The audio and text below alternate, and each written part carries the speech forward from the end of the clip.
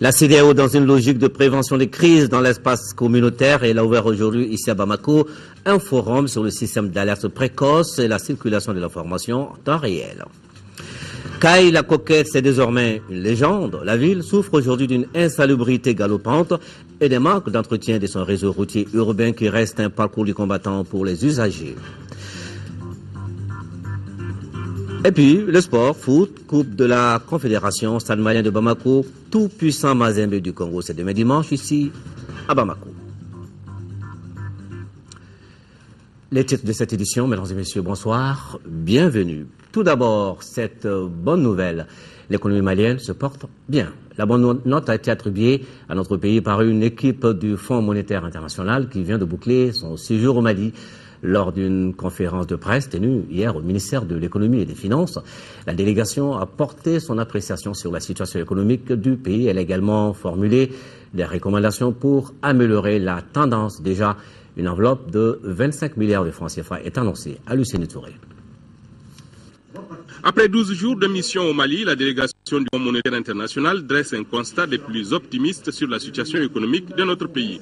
En effet, alors qu'en 2012, le PIB s'est rétracté de 0,4%, celui-ci devrait afficher une croissance de 5,1% en 2013 et connaître une embellie en 2014 avec 6,6%.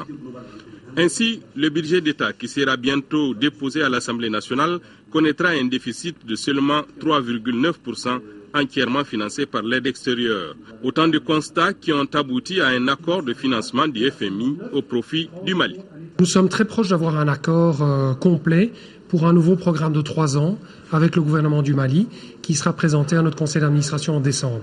Donc c'est un programme qui permettra au Mali d'avoir accès à environ 25 milliards de francs CFA de la part du Fonds monétaire international. Au titre des recommandations figurent l'augmentation de l'assiette fiscale et l'assainissement des finances publiques, l'amélioration de la relance budgétaire, l'amélioration des conditions d'investissement, l'évaluation des exonérations accordées au privé, la réduction du délai de passation des marchés publics, aussi l'amélioration du secteur énergétique qui constitue une préoccupation majeure quand on sait la place de l'énergie dans le développement du pays. Je me réjouis des discussions qu'on a eues pendant les 12 jours passés, des éléments de réforme sur lesquels nous sommes entendus et ce qui est extrêmement important, sur le cadrage macroéconomique qui sous-tend le budget 2014, qui est un budget extrêmement ambitieux, que nous avons voulu ambitieux, pour pouvoir faire en sorte que notre économie puisse avoir les moyens de se replacer sur une trajectoire de croissance accélérée, qui est la condition pour réduire la pauvreté dans notre pays, qui est la condition pour créer les opportunités économiques pour les Maliens et faire en sorte que vraiment nous puissions améliorer le bien-être de nos concitoyens. La mission du FMI qui consignera ses conclusions dans un rapport qui sera remis au gouvernement reviendra au Mali dans 6 mois pour suivre l'évolution de la situation. Voilà, une économie qui se porte bien doit forcément évoluer dans un environnement de paix. Après donc les experts du FMI, c'est la CEDEAO qui tenait ce matin dans notre capitale un forum sur la paix, la sécurité et le système d'alerte précoce. Il s'agit pour l'organisation sous-régionale de former des relais points focaux à même de remonter à temps réel les informations sur la paix et la sécurité. Boubacar Sissoko.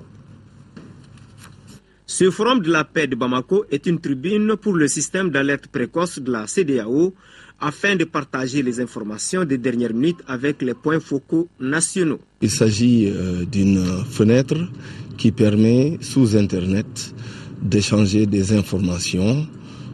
Et ici à Bamako, vous savez, après la crise que nous avons vécue, nous nous sommes dit que c'est le temps opportun de ici de s'asseoir autour d'une table avec tous les différents intervenants dans cette crise. Il s'agit aussi durant les échanges d'expliquer le fonctionnement du système d'alerte précoce de la CEDEAO en matière de paix et de sécurité dans l'espace. Il y a des points focaux que nous avons qui sont sur le terrain ici, qui font la collecte d'informations par rapport à des rapports d'incidents et des rapports de situation, mais suivant un format qui est donné.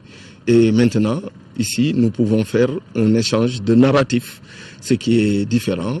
Chacun peut intervenir dans son cadre et peut donner son point de vue, ce qui permet à la Commission d'avoir des points de vue de la société civile, des points de vue des acteurs politiques, des points de vue des acteurs privés, des points de vue de l'État. Par ailleurs, le système d'alerte précoce doit permettre à la CEDEAO d'obtenir des informations régulières sur la situation de la paix et de la sécurité dans les 15 États membres en temps réel. Ceci favorisera l'élaboration de meilleures politiques pour faciliter les réponses appropriées et rapides face aux crises qui émergent. Après Bamako, c'est Bissau qui accueille le Forum de la paix de la CEDEAO. La jeunesse malienne également dans cette mouvance. Elle tenait cette semaine ici à Bamako la 4e session du Forum national et à l'ordre du jour, 2 mots, paix et réconciliation. À l'issue des travaux, un nouveau bureau a été élu à la tête du réseau national de la jeunesse du Mali. Un reportage de Abdul Karim Kaba. C'est un nouveau bureau de 18 membres qui est désormais à la tête du réseau national des jeunes du Mali. Presque toutes les régions ont pris part à ces forums dont le thème porte sur l'implication des jeunes dans la consolidation de la paix et le développement. Aussi, il a été question de lutte contre le VIH-Sida. C'est un mandat qui sera consacré exclusivement à la sortie de crise au Mali. Surtout qu'aujourd'hui, notre pays traverse une crise profonde. La reconstruction du pays, la reconstruction du Nord, la réconciliation nationale, la paix, mais aussi les questions liées à la lutte contre le VIH-Sida. Nous sommes conscients du lourd tribut que vous avez payé en perdant à la fois parents et amis et emploi.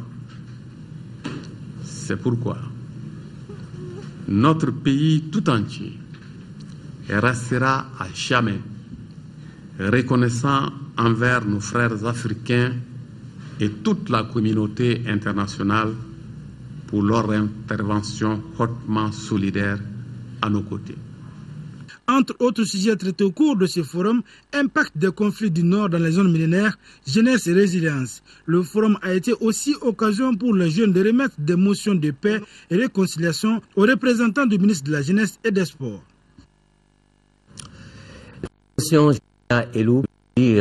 Éléphant en Tamashek a été mise à la disposition du théâtre des opérations Maliba. Ces éléments des forces armées qui ont reçu leur formation à l'EMIA de Koulikoro après ceux du Waraba vont prêter main forte à Maliba. La mission, elle, ne change pas. Il s'agit toujours de sécuriser tout le territoire, les personnes et leurs biens.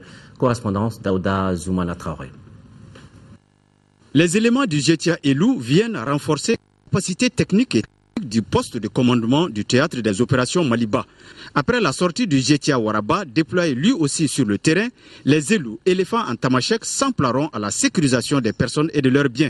La menace terroriste étant grande, la tâche ne sera donc pas facile. Nous venons reconfirmer notre engagement par rapport à la défense de ce territoire qui est le nôtre. Que l'on soit fier d'être malien, d'être là actuellement pour cette cause de cet État. Aujourd'hui, il s'agit pour chacun de nous de se mettre au service de ce Mali. Ce pays a besoin de nous. Nous sommes tous des engagés volontaires. Ce premier engagement, d'abord, c'est la discipline militaire. Ensuite, s'acquitter des missions qui sont les leurs. Il faut aujourd'hui que le soldat réfléchissent en soldat et que le soldat cesse de réfléchir à la place du ministre de la Défense ou à la place du chef-d'état-major général des armées. Que le soldat sache que celui qui est là devant moi, le caporal, celui mon chef direct, celui qui peut ou ne peut pas. Donc c'est à lui que je pose mes problèmes. Donc que la hiérarchie militaire soit respectée. Il faut que le soldat, chacun dans son petit coin, joue son rôle et laisse l'autre faire sa part. Ces deux géants de la forêt ont désormais la lourde charge de défendre l'intégrité territoriale sous les ordres de Maliba. La paix est définitivement de retour à Ménaka. Présentement, et toutes les communautés du cercle sont versées dans le processus de réconciliation, ce qui a motivé déjà 400 foyers à signer leur retour. Ménaka Réconcilié tente d'aider la vaillante armée en lui remettant plus de 4 millions de francs CFA comme contribution à l'effort de guerre. Une équipe de reporters de l'Ortem Gao et à séjourné, voici son reportage d'Issakone. Loin d'être une ville fantôme, Ménaka retrouve aujourd'hui les 2 tiers de sa population. Peuplée de 39 442 habitants, la population est composée de Daoussak, communauté majoritaire, de Tamashek, de Touareg, d'Arabes, de Sonraï et de Peul. Ces différents peuples, durant longtemps, se sont rejetés la responsabilité de la crise qui a secoué notre pays. Souvenez-vous que cette même crise a commencé dans le cercle de Ménaka le 17 janvier 2012. Après un bon moment de réflexion, ces communautés parlent le même langage et se réconcilient. Les communautés, depuis les événements, continuent à se parler, les communautés continuent à se côtoyer. Et la raison, vous allez vous promener à travers le village de Ménaka. Vous allez voir les Noirs, vous allez voir les Rouges, vous allez voir les Arabes, tout le monde vit en symbiose, ils causent, ils se côtoient.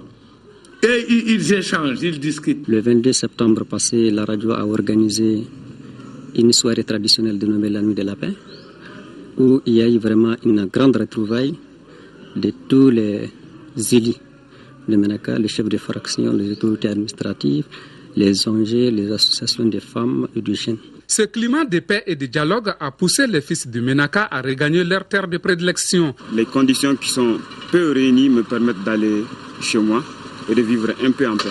Depuis l'attaque, je n'ai pas été à Ménaka, donc je veux vraiment aller fêter la paix, parce que la paix est revenue chez nous, enfin. Aujourd'hui, nous sommes à 447 ménages de retour pour une population de 2335 âmes. Le retour et la reprise des activités des services publics et privés et des collectivités ainsi que la présence des forces armées maliennes, de l'amunissement, de l'opération Serval est de nature à garantir le retour à une vie normale. Que l'aide des partenaires au développement tels que MDM, que nous arrivons à travailler, parce qu'à leur niveau au moins, il y a la connexion, il y a le courant. La représentation étatique est là, la santé, depuis des mois. Donc 40% des enseignants aussi sont là. Maintenant, nous attendons le reste des services techniques. Malgré les difficultés, la population de Ménaka a mis la main à la poche pour contribuer à l'effort de guerre. Ce mercredi 2 septembre, la somme d'1 million de francs CFA a été remise aux forces armées maliennes. La totalité des donations à cette cause nationale est estimée à 4 154 600 francs CFA. En 5e région, le chef de l'exécutif régional accompagné des autorités politiques et militaires a effectué hier vendredi une visite aux structures de la MINUSMA basées à Sévaré. La sortie a porté sur le site du bataillon togolais et celui de la composante civile de la MINUSMA. Occasion pour le gouverneur d'échanger avec le chef du bureau de la MINUSMA et d'autres responsables. Nous écoutons le gouverneur Ibrahima Ama et il est au micro de Moustapha Mbia. Les autorités administratives, civiles et militaires ont pris l'initiative de rendre visite aux structures civiles et militaires de la MINUSMA en poste dans notre région pour leur apporter un message. Mais avant, il s'agit de constater leurs conditions d'installation et de travail. Ensuite, leur apporter le message d'hospitalité, de solidarité de l'ensemble des populations de Mopti, l'ensemble des cadres. Et à l'occasion de notre rencontre, nous avons remercié vivement les structures de la MINUSMA et particulièrement la composante sécuritaire qui a appuyé la région dans le renforcement des mesures de sécurité. C'est pour enfin transmettre le message de reconnaissance des hautes autorités du Mali et toute notre solidarité. Et nous pouvons dire que leur intégration se passe très très bien. Et nous restons à Mopti où une mission de l'ambassade du Royaume des Pays-Bas, bailleur de fonds de l'ONG Near East Foundation Mali, était mercredi dernier dans le cercle de Douanza et c'était pour passer en revue certaines réalisations de développement de la dite ONG. La délégation a aussi rencontré les communautés autour de leurs préoccupations essentielles qui portent sur l'eau et la sécurité alimentaire. Jules Sambou Sissoko. Cette mission de l'ambassade du Royaume des Pays-Bas au Mali, partenaire très crédible et efficace de l'ONG Near East Foundation Mali, opérant dans le cercle de Douanzan, voulait voir de près les réalisations de la NEF Mali au seul profit des populations locales. Par le même truchement, échanger avec les communautés sur leurs préoccupations urgentes après la libération de cette zone. J'ai eu l'impression que vraiment il y a une très bonne relation entre la NEF et la population. Je sais aussi que la population vraiment voudrait de recommencer avec des programmes le plus vite que possible. La sécurité alimentaire, c'est vraiment très très très important pour la population. Donc ça c'était un des buts de cette visite. Rencontre intercommunautaire à Diabali, l'ONG Amapros, association malienne pour la promotion du Sahel, et l'ONG suédoise Diakonia ont initié ce cadre pour parler de paix et de réconciliation entre les communautés de la localité. À l'issue de la journée, plusieurs propositions ont été formulées pour maintenir la cohésion sociale et la dynamique du développement. Qu'en décide là? Espace de concertation et de dialogue. Il s'agit, à travers cette rencontre initiée par l'AMAPROS, l'Association malienne pour la promotion du Sahel et l'ONG suédoise Diakonia, de favoriser la paix et la cohésion entre les communautés de Djabali après les 2 épreuves que cette commune vient de traverser. Et cela a eu pour conséquence la méfiance des uns des autres, le déchirement du tissu social, l'exclusion, je veux dire, et le rejet de certains. C'est ce qui a valu l'organisation de ce forum sur les violences et la construction de la paix. À travers des exposés sur les thèmes paix et réconciliation et les motivations profondes de cette initiative, des questions-réponses et des débats auront permis aux chefs de village et fractions de Djabali, les associations et organisations de la localité et autres victimes des conflits de dégager quelques pistes pouvant favoriser le retour de la paix, la cohésion sociale et le développement. Parmi ces pistes, nous pouvons citer la redéfinition du rôle de la commune comme entité fédératrice en tant qu'institution de base de la société malienne, la redynamisation ou la mise en place des comités de dialogue intercommunautaire et la promotion des projets intégrateurs. Le message que nous tenons surtout est que les gens comprennent que dans la vie, le tout peut arriver. Donc il s'agit vraiment de pardonner vraiment ce qui s'est passé et de continuer à vivre ensemble. La cérémonie a pris fin par la remise de matériel didactique et de kits scolaires à 150 enfants de la commune de Djabali. Ce communiqué qui vient de nous parvenir avant donc de poursuivre ce journal, conformément aux dispositions constitutionnelles, le président de l'Assemblée nationale porte à la connaissance des députés que la session d'octobre, dite session budgétaire, débutera le lundi 7 octobre 2013. La cérémonie d'ouverture aura lieu le même jour à partir de 11h. Ce sera dans la salle Modibo Keïta. Le président compte sur la présence effective des honorables députés. La séance est publique, conclut ce communiqué. 3555 candidats apprentis artisans ont commencé le test d'entrée à la formation professionnelle type dual au centre Père Michel. La session devra permettre à ces jeunes artisans de se perfectionner dans leur domaine respectif. Kadi Diakone est allé voir pour l'actualité. Le dual, c'est un dispositif de formation professionnelle qui permet de prendre des apprentis, des enfants qui sont déjà apprentis dans un atelier et qui étaient dans l'apprentissage traditionnel, que nous ramenons vers l'école pour compléter leur formation, bien planifier cette formation. Pour adhérer à cette formation, le premier critère, c'est que vous devez être déjà apprenti chez un patron artisan. Le deuxième critère, c'est que vous devez avoir au moins 15 ans. Troisième critère, c'est que vous devez obligatoirement passer ces tests. Financée à plus de 90% par le FAFPA, cette formation répond aux besoins de formation que connaît notre pays dans le domaine de l'artisanat. Aujourd'hui au Mali, on reproche beaucoup aux artisans de ne pas être bien formés. Et en réalité, si vous prenez par exemple le domaine de la couture, le domaine du bâtiment, vous trouvez que la plupart du temps, ce sont des artisans étrangers qui viennent au Mali et qui font ce travail-là, parce qu'on n'a pas beaucoup le sens de la finition. Donc ces formations permettent vraiment d'améliorer le niveau des apprentis, de les préparer à prendre des responsabilités et éventuellement à s'installer à leur propre compte. Cette formation, qui durera 3 ans, permettra à ces jeunes artisans apprentis de se perfectionner dans la coiffure esthétique, électricité, mécanique auto et bijouterie, entre autres. Le projet de renforcement du leadership féminin pour l'amélioration de la participation et de la représentation politique des femmes au Mali à travers la Profem a organisé un point de presse pour lancer un appel dit « Appel des femmes maliennes ». Le projet est financé par l'USAID et l'IFES, un reportage de Abdul Karim Kaba.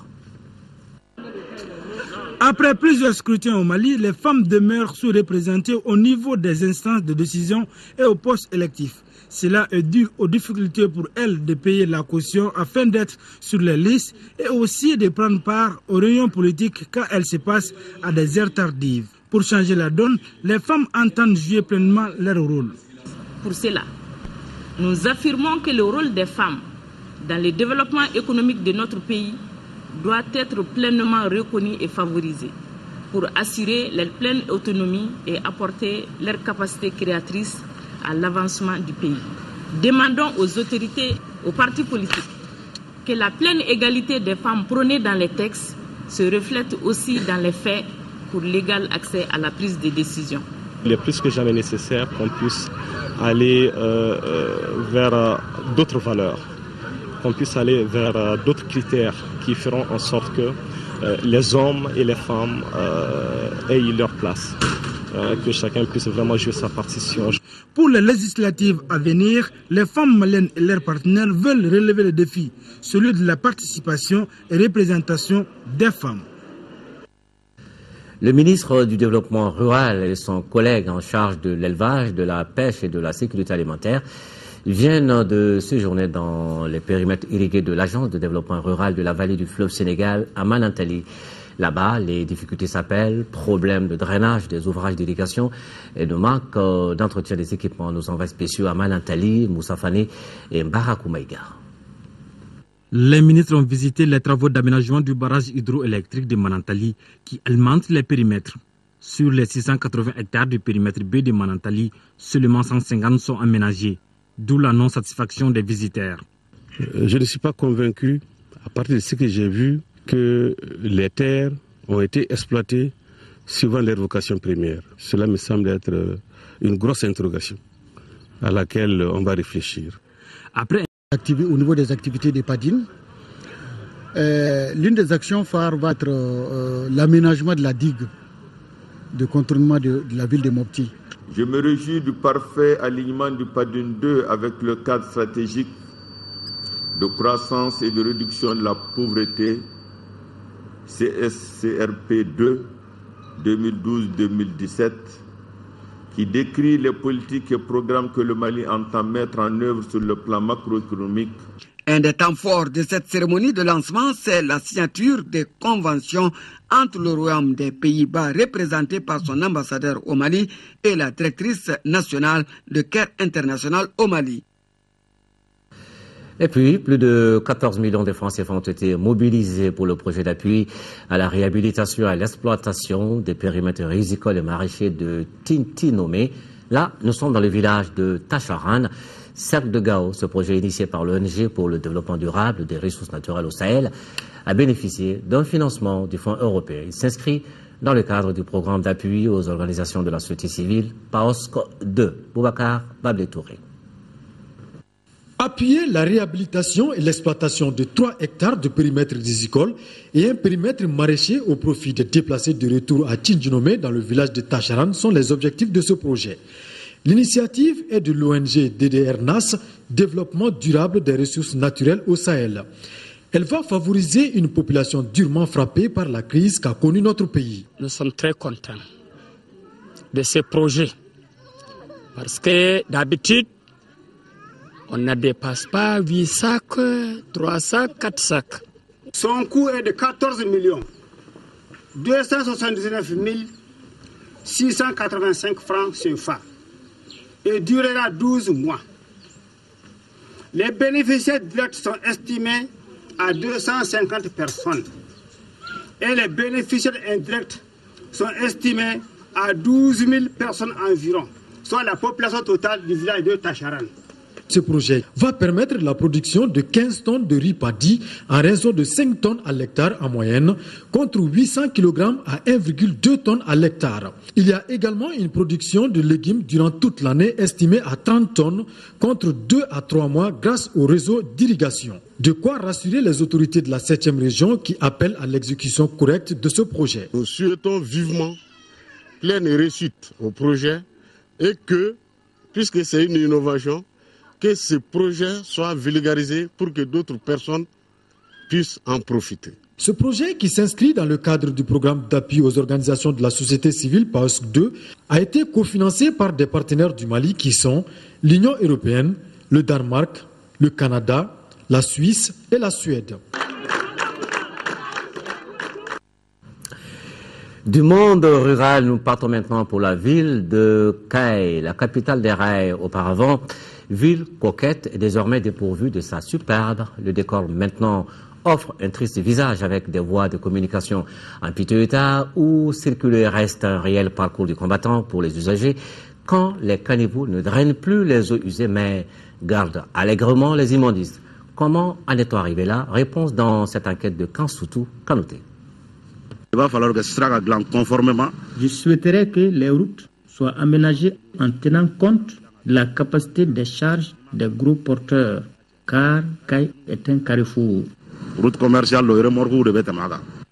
Selon le maire de la commune urbaine de Kayes, la situation géographique de la ville de Kayes est favorable à un drainage pluvial, entraînant du sable qui obstrue les caniveaux et les collecteurs. À cela s'ajoute l'incivisme des populations qui déversent les ordures ménagères dans le réseau de drainage.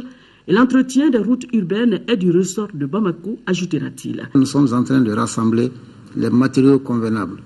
Pour le moment, on a un stock pas très important de goudron. Donc je pense que peut-être dans les jours à venir, nous allons essayer de cibler certaines parties de la ville, en espérant de pouvoir quand même boucher ces nids de poules. L'État quand même également, effectivement, nous allouait un fonds par rapport à l'entretien routier.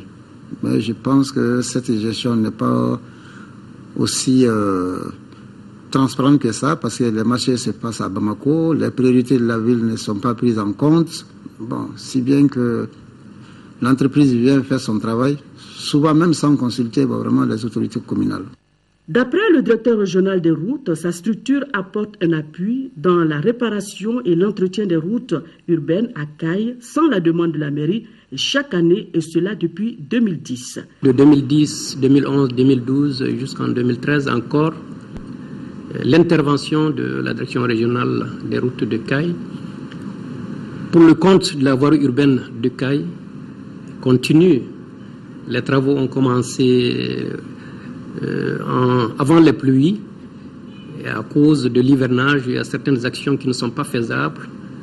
Les travaux vont reprendre en octobre, surtout l'accès à l'hôpital de Kayes. Interrogé sur la question, le chef de l'exécutif régional s'est dit inquiet de l'état très défectueux des routes. Pour cela, il a matérialisé des ronds-points au niveau des carrefours afin de rendre la circulation beaucoup plus fluide. Il a aussi annoncé le démarrage très prochain des travaux de restauration de la route qui part de l'hôpital Foussendao à la station Shell. À la descente du pont, avec l'appui de nos partenaires chinois des différentes collectivités, on a pu faire un aménagement qui n'est pas encore achevé à ce jour-là. Et il y a un certain nombre de carrefours également qu'on a identifiés à l'intérieur de la ville. Nous avons positionné d'abord dans un premier temps des pneumatiques pour marquer le carrefour. L'idéal, c'est qu'au fil du temps, on puisse remplacer progressivement les pneumatiques par des petits monuments qu'on va ériger. Et le tout dans un souci de rendre Kayes coquette et belle. En tout cas, la population de Kayes souhaite ardemment que toutes les routes en mauvais état soient réparées rapidement pour leur grand bonheur. Kayesiens, veillez à la beauté de votre ville. Maintenant, la beauté, l'élan du cœur, 1 110 000 francs CFA, c'est le montant collecté hier soir par le club de soutien à la campagne Tous et Chacun pour la réduction de la mortalité maternelle au Mali. C'était au cours d'une soirée gala qui avait pour cadre l'hôtel Radisson Blu. L'objectif de ce dîner était de mobiliser des ressources pour appuyer le ministère de la Santé dans l'équipement de certains centres de santé. C'est un reportage de Modibo Soirée. Ce dîner gala, initié par le club Tous et Chacun et ses partenaires, se veut une œuvre humanitaire d'envergure nationale en faveur des questions sociales, notamment la mortalité maternelle, néonatale et infantile au Mali. La campagne a été lancée il y a 4 ans en vue d'impulser l'atteinte des points 4 et 5 des objectifs du millénaire pour le développement. Force est de constater que sur 100 000 naissances vivantes, 464 femmes meurent lors de l'accouchement. Le taux de mortalité des enfants au Mali est de 191 décès d'enfants pour 1000 naissances vivantes selon EDS 2006. Ce qui signifie que 19% des enfants, soit 342 mères chaque jour au Mali, avant leur 5e anniversaire. Des chiffres alarmants qui ont motivé justement des partenaires de bonne volonté à adhérer à cette action de solidarité à travers la sensibilisation sur la thématique de la santé de la mère et de l'enfant.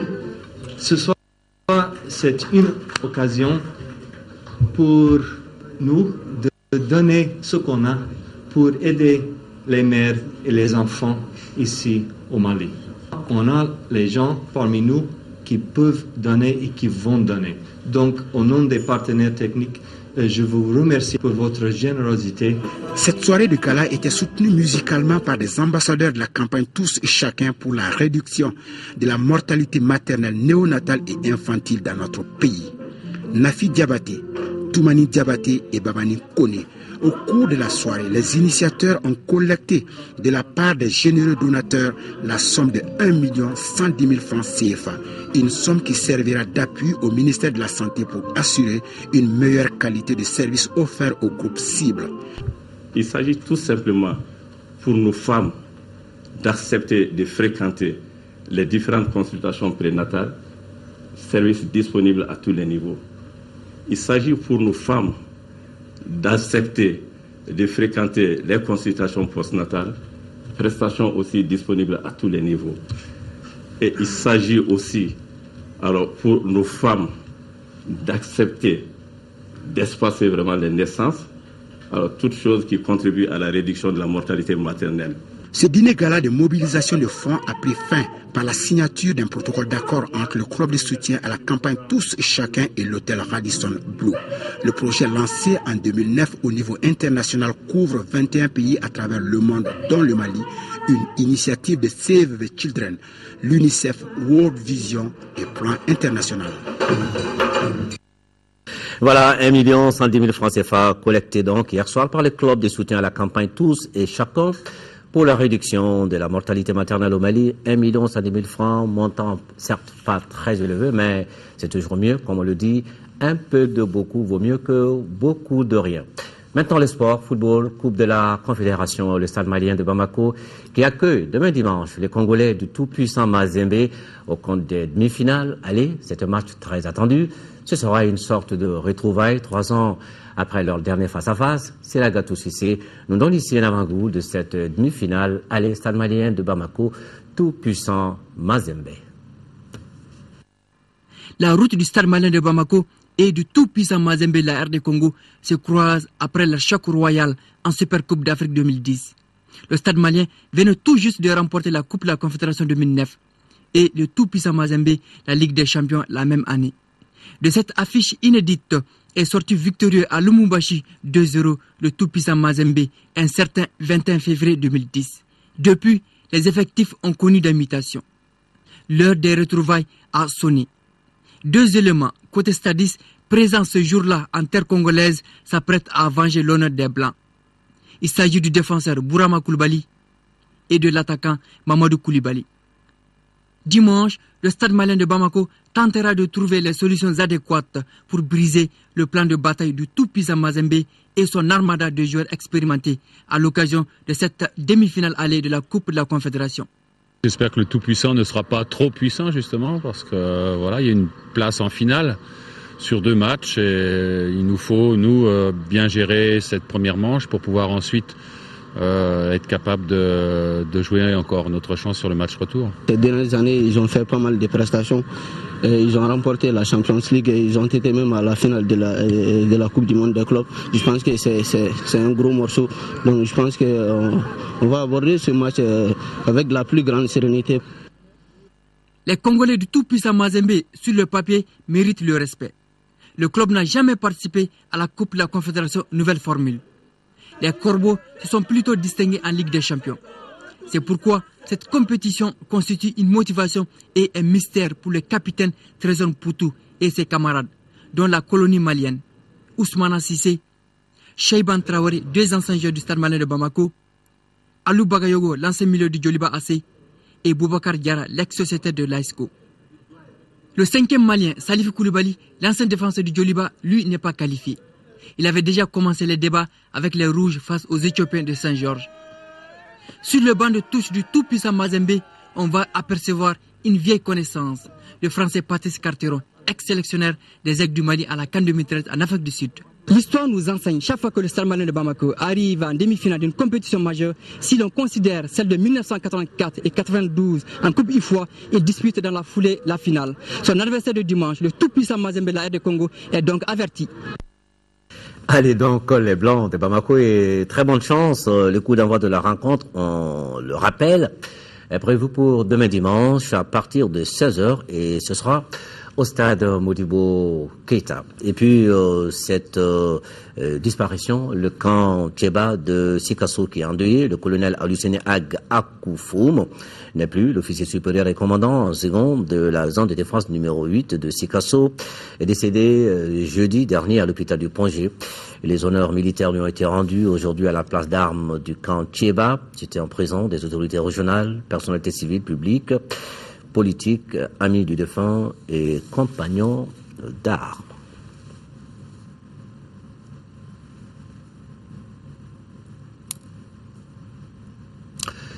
Ce journal s'achève. Merci de l'avoir suivi. Rendez-vous sur notre site www.ortm.ml pour la suite de l'info.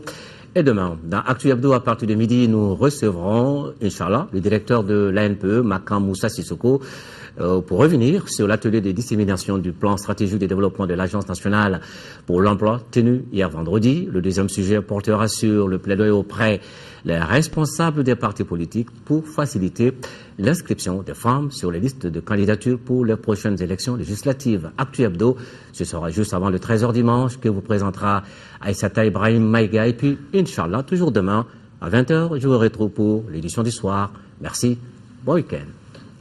Thank you.